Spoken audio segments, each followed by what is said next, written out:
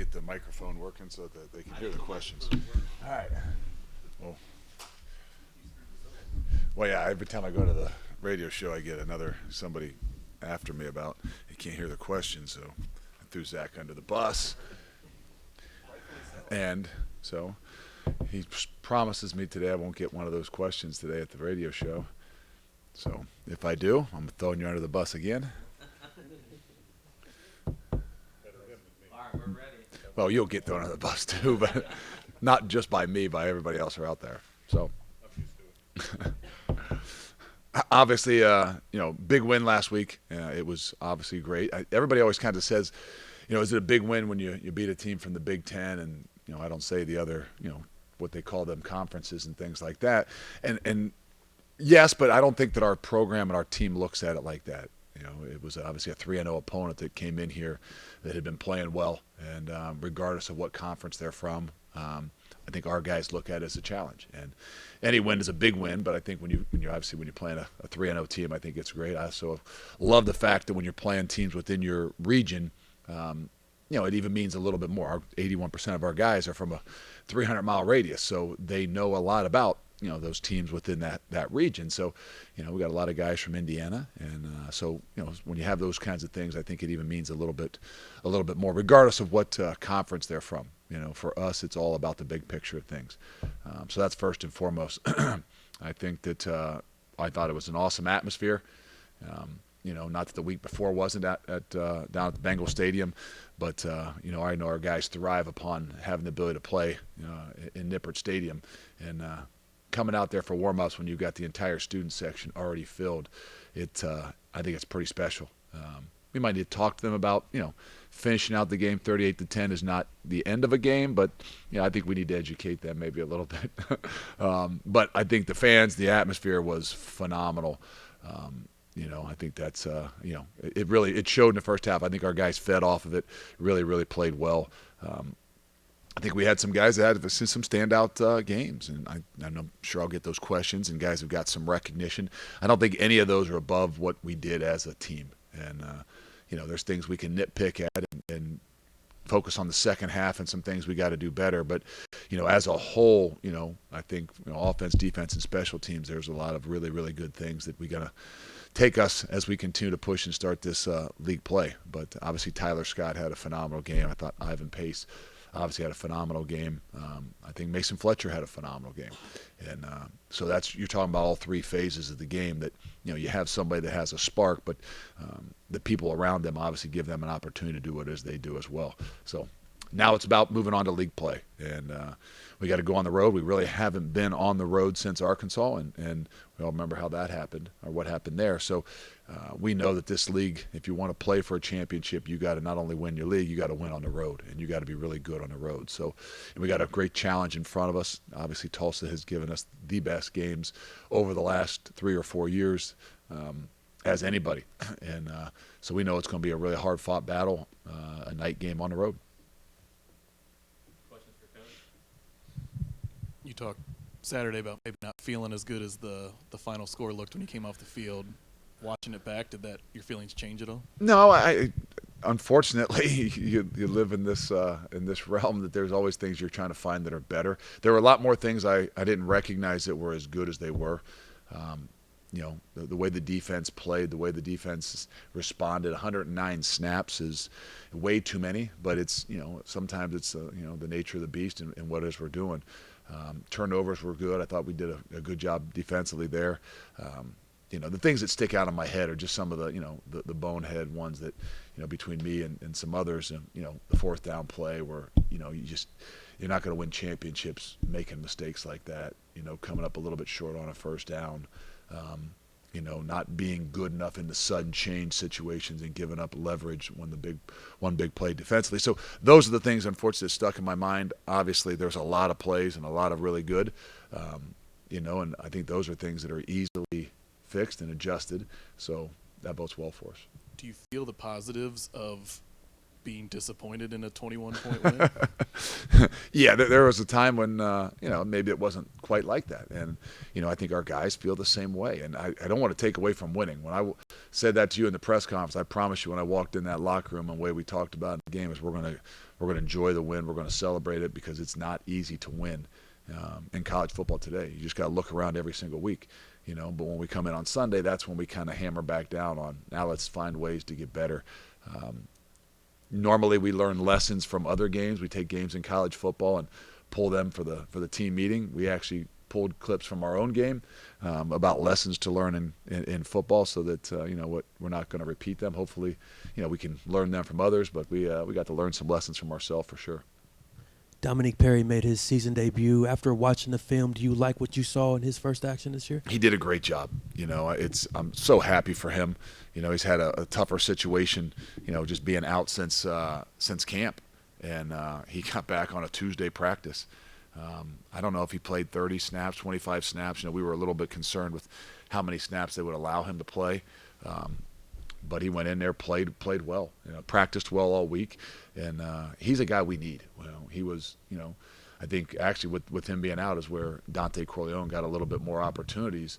But with him coming back, we'll actually be able to spread the wealth a little bit more, play those guys maybe even some less, and be able to move Dom around. He's a guy that can fill in, I think, and play a 5 technique as well as a nose guard.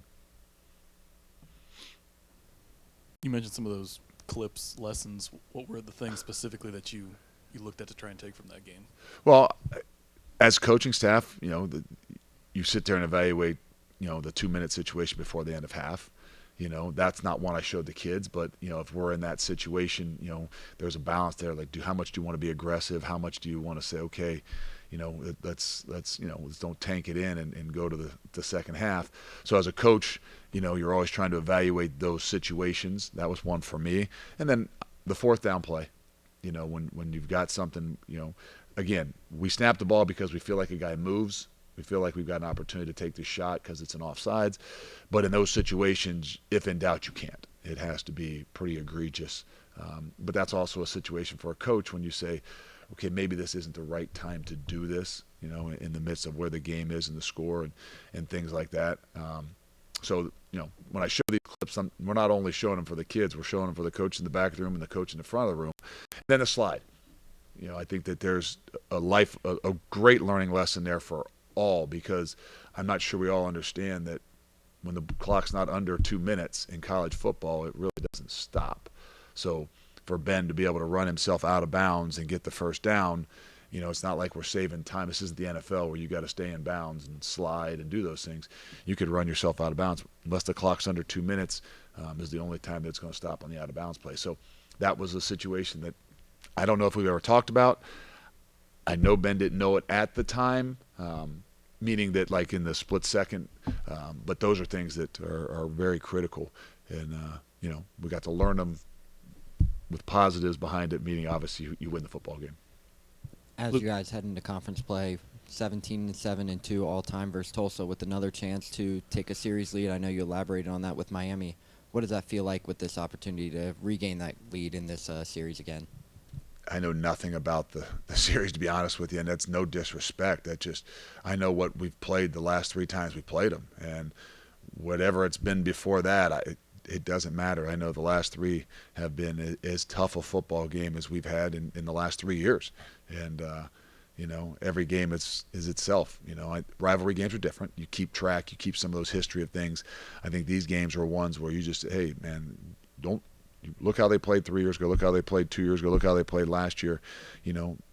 Obviously they're a very good football team, but they're obviously even different when they've played us. And so regardless of what the history is, we haven't played them on the road, and that's a big deal as well. This program, Luke, obviously has ascended to national prominence here in the last couple of years. I'm curious how much you still value conference championships, being the best team in the conference, even though the program has kind of taken itself to another level. That's the only goal we have.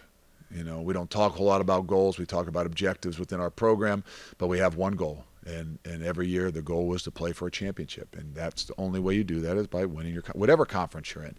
It won't change next year when we're in a different conference. The number one objective will be to play for a championship, and you've got to win in your conference to do that. And we walk into camp, we talk about goals the very first day, and that's it. And our guys understand that. But, the first 4 games are not preseason like they are in the NFL or something like that.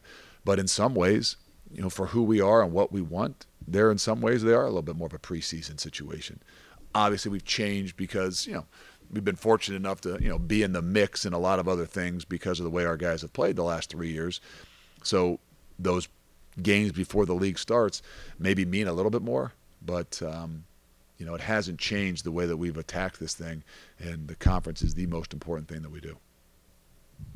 Are you running out of things to say about Ivan Pace at this point? Yeah, at some point we'll let him talk for himself. I think he did after the game, and brought him up there after the game in front of the team, and he didn't really want to say anything. At times, a man of few words. But I think that the crazy thing is there's still a lot more for him to grow to do, and that's what's so exciting about what it is that's going on. He understands what it is that we're doing. I think he's each and every week grasping a little bit more of what it is that's around him. So what we need, he's a great player. He's very instinctual. He's going to make a lot of plays for us. Our job is to continue to do what we've done, find ways to get better, but also have him grow in what it is that he does.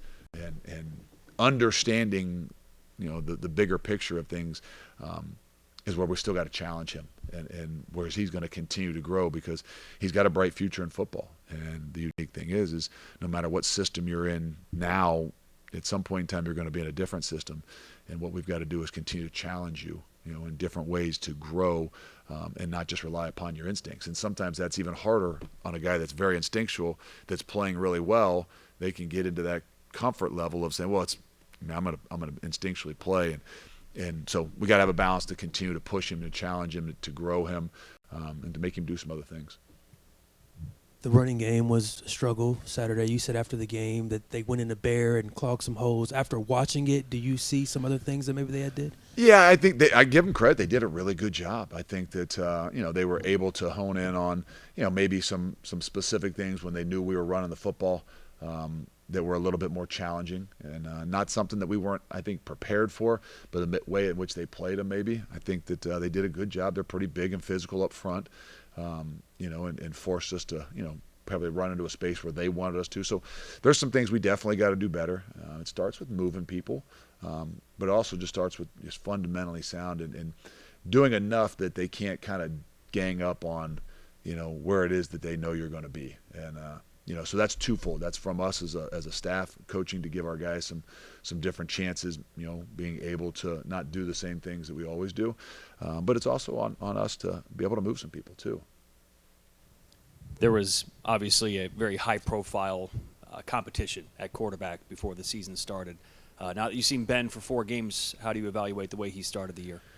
Ben has done everything we've asked him to do. I think that he's highlighted the strengths that we have on offense. And, that was one of the things as we were in camp trying to, evaluate, the direction of, the offense and who we are as us. You're looking at the strengths that you have.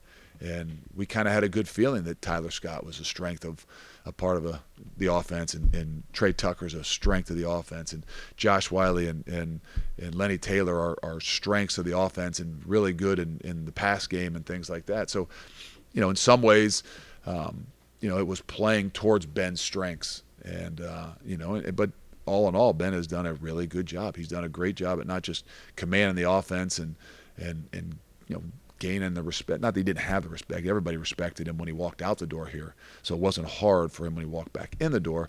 But I just think that the uniqueness is that he does a really good job at moving the ball around. So in some ways, you just keep everybody involved in the game.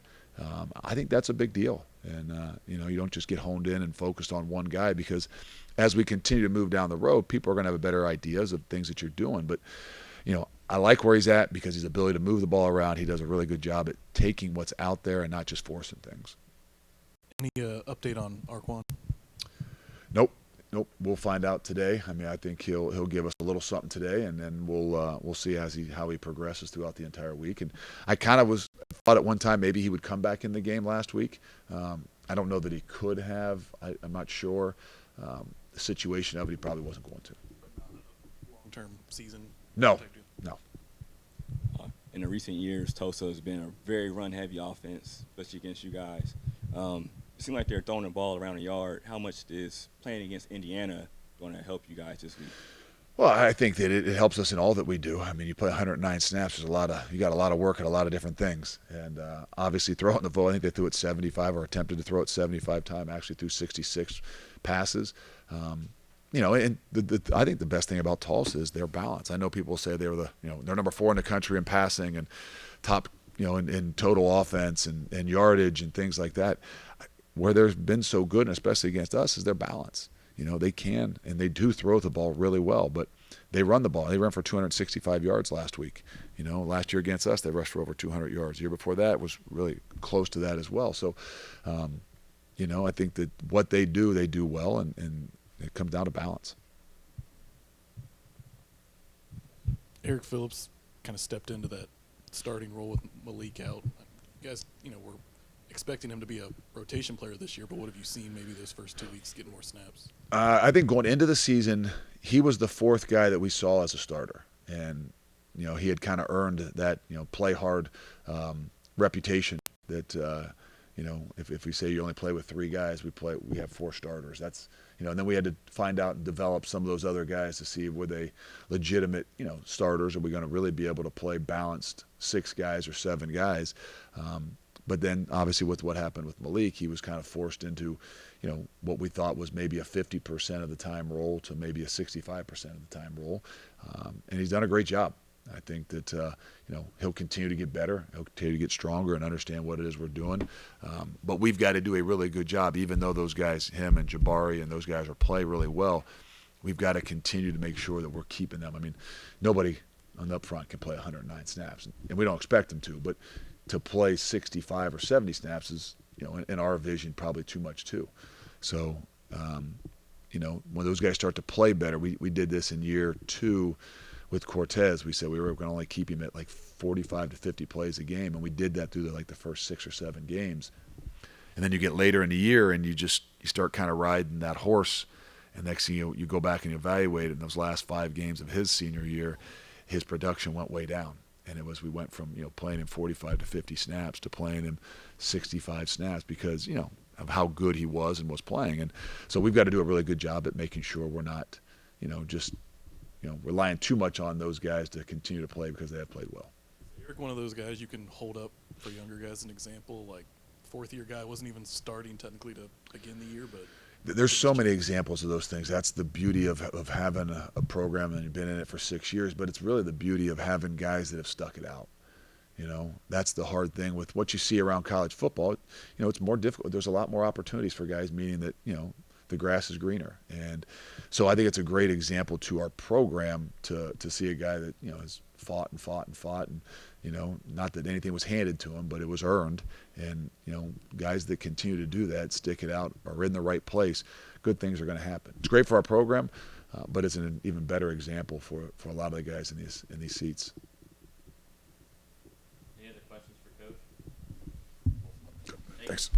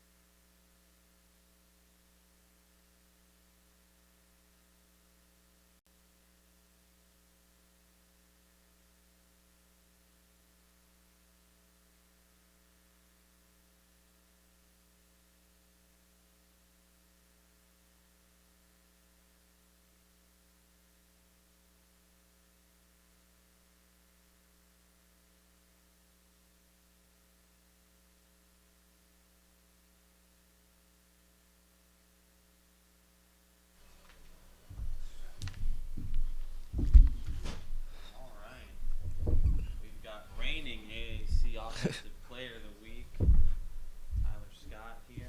Questions for Tyler? Tyler, we talked to you Saturday after the game, but now that you've had some time to maybe reflect on it, check your social media mentions. How do you feel about your performance Saturday?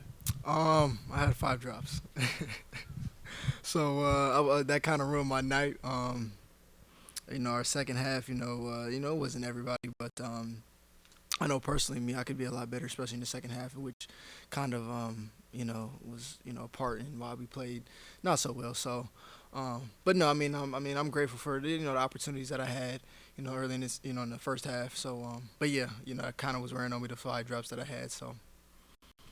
Mike Brown was telling me about the work that you and Trey put in away from campus, away from the building, away from when everyone else is doing organized stuff.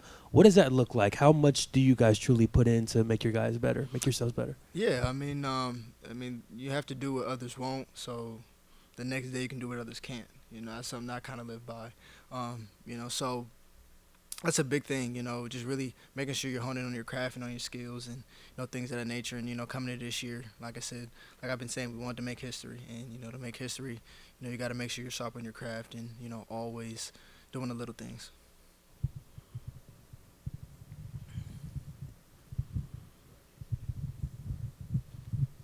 Knowing that you had a game like this, you're going to be at the top of the scouting report, next week, next couple weeks. How do you approach that? Do you change your mentality at all? Do you have to remind yourself that maybe you won't get 10 catches for 3 touchdowns this coming week or something like that? Yeah, each week is different. Just far as a game plan standpoint, just depending on who you're going against, first and foremost, and then also just how the game plays out. One game we may pass the ball, 50 times. Maybe the next game we may run the ball 50 times. I may not pass the ball as much. So, just always being ready, when opportunities come my way. As far as just preparation, preparation is the biggest thing, for me, in the week. So, just making sure I'm doing the little things, making sure I'm staying on top of, what I do, making sure I'm in the film study, not too worried about what other teams necessarily are going to do to me personally, but just being ready and just making sure I make the opportunities that come my way. This is a question I asked Luke, and I'll ask you as well because you've been here now a few years. You've seen this program ascend to a level now where you guys are looked at as a national football program, but all that starts with how you guys perform in conference. How important is it to be conference champions, to be the best team in this league to you? Yeah, that's one of the first things we talk about coming into the season is to have an opportunity to play for championships. And that's first and foremost starts with the conference championship. And so I believe this is our last year in the conference before we transition to the Big 12. So we definitely want to leave out with a bang. When you look back to last year's game against Tulsa, that's one of those games that when a team makes a run like you did, you kind of sometimes have to find a way to win those games. What sticks out to you about that game and that matchup last year against Tulsa? Yeah, Tulsa's kind of been our probably one of the toughest matchups that we've had these past couple years, and they've always had our game circled. But at the end of the day, Coach Fickell always talks about finding a way to win, and that's what the great teams do. They find a way to win, and definitely last year we had a lot of older guys who have been in a lot of these situations. But we'll see this year. It's going to be a good opportunity, and they're a good team coming in. They've had a couple good games and hard-fought games where they've shown they're very promising. Ben missed you on some throws early on at Arkansas, but you guys have seemed to connect on those deep balls. Is that just a thing of reps? You guys are getting more comfortable. What goes into just finally connecting on those deep routes? Yeah, definitely starts in practice. We started doing a lot of deep balls after practice. Now we started incorporating that something that we hadn't been doing previous in fall camp, and I guess some practice leading up to that. So, we're doing a lot more deep ball drills just to get more of a feel. And then, as practice goes on, you just throw them. So I just think just reps, that's the biggest thing. You can't really, you have to, to get good at this game, you got to play the game. So, just by, having reps and just getting a feel, you can definitely feel the game slowing down for the both of us. So, but yeah. Have you gotten more fist bumps on campus, more people reaching out to you, dapping you up, anything after 3 touchdowns? That's one of those games that doesn't happen very often for a college football player. Has it been any different for you the last 48 hours? Social media-wise, yes. On campus? Not really, actually. Literally yesterday, I walked my girlfriend to class, and I also went to get something to eat, and I was in the I think they call it TUC.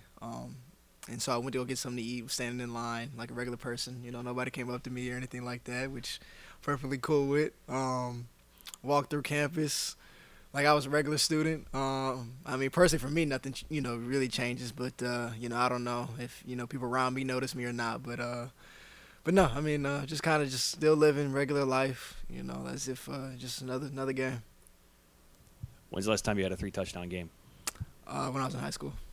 Yeah, I think my junior year. It's my senior year. Yeah. I think it was your second one. It's kind of out of that like tight bunch, 12 personnel. I think maybe you're technically on the boundary side. Yeah. Moving you guys around like that, obviously you're mostly playing the field, but what does that do for you personally, and what stress does that put on defenses when all of you receivers are kind of moving to different spots? Yeah, so I mean, on that play particular, that's something that we had kind of put in a couple weeks back. And that was kind of a short down and distance type of deal where it was like, okay, it was the exact type of sequence, that we were looking for, like a 3rd and 1, plus 50.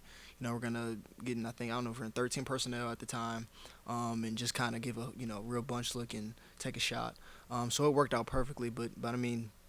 It puts stresses on different, on defenses and cornerbacks and things of that nature. But it worked out how we wanted to. You guys receivers seem to be a very unselfish group. Like whoever gets the ball that game, great, as long as we get the win. Does it help having seen a guy like Alec Pierce who, never really lit up the world statistically, but obviously, scouts noticed he could play and 2nd-round pick. Does seeing that be able to make that transition like he did help you all out there as well? Oh, definitely. I mean, you learn. You learn, you watch. You just take different notes and things of that nature as you're growing up. And last year, I ended up starting last year, my sophomore year. But one thing I recognized was just the people around me and what was going on. We had a lot of guys with a lot of different opportunities, especially offensively. And so just really recognizing, what's going on around me.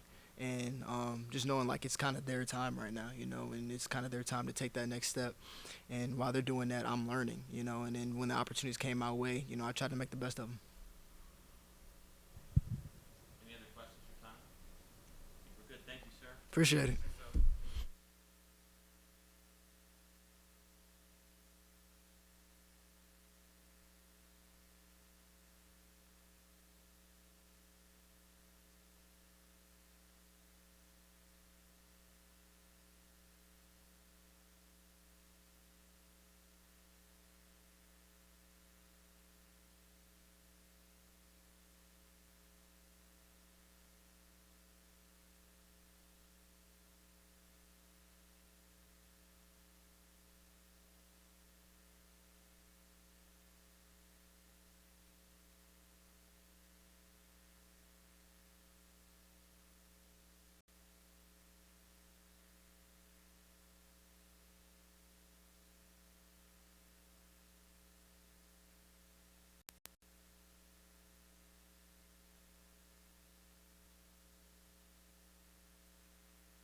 Got sixth-year senior linebacker Will Huber here. Questions for Will? How do you feel Sunday morning after going against a team that ran 104 plays on Saturday? To be honest, better than I thought it was going to feel. I thought, me and Jaheim in the rotation we had kept us both fresh. So on my part, I felt pretty good, and I think the team felt pretty good as a whole. I think it was a pretty clean game for everybody coming out of it. And it was difficult, and it's a situation that we're not in very much, playing the 104 plays. But I thought we handled it really well. Came out on Sunday, for the most part, ready to go, and we got after it Sunday, just preparing for this week up ahead. 2 years ago, Luke Fickell would talk about how UCF is the class of the league. Now you guys are the class of the league, having won the last 2 championships. We see the work, but what does that work look like to get to that point away from everything, the stuff that we don't get to see? How much work have you guys put in to get yourself in this position? Everything we do, from the moment we walk in the building, it would be, I think, January 13th is when we started, this new team to now. Every day we're in here doing something to, get us to that next step. In the off season, in the winter, it was, for that first 6 weeks of the winter, it was just the strength training.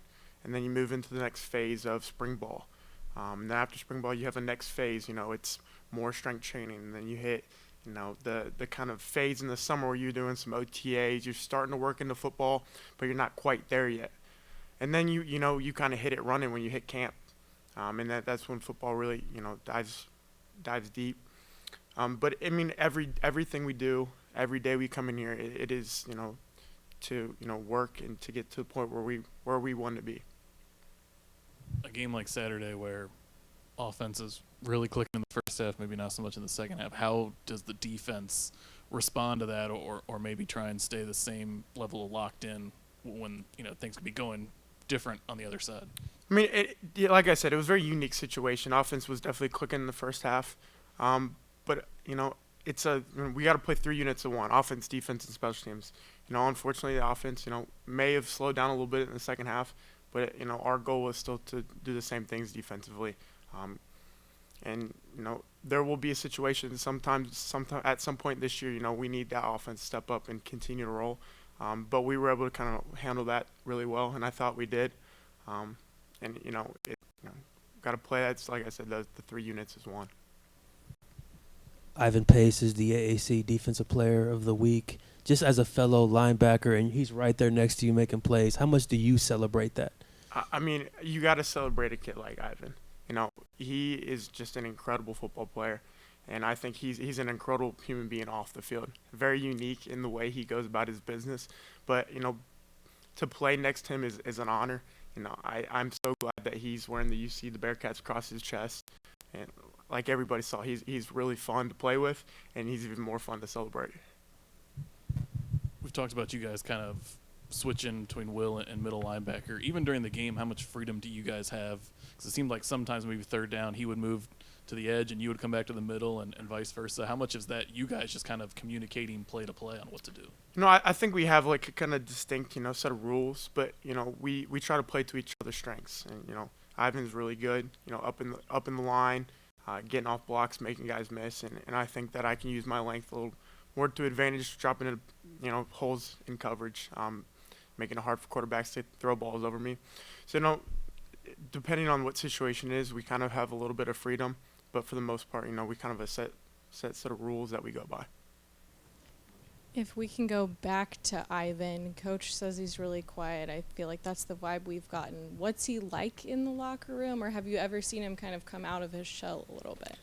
Yeah, so when Ivan first got here, he was definitely very, very quiet, and I think that speaks to him as as a person. He really just got here and came to work. For that first kind of 6-7 months he was here, he really didn't say a whole lot. He was kind of to himself. But more recently, I think he's started to become really comfortable in the locker room and around all the guys, and he's kind of started to come to life a little bit.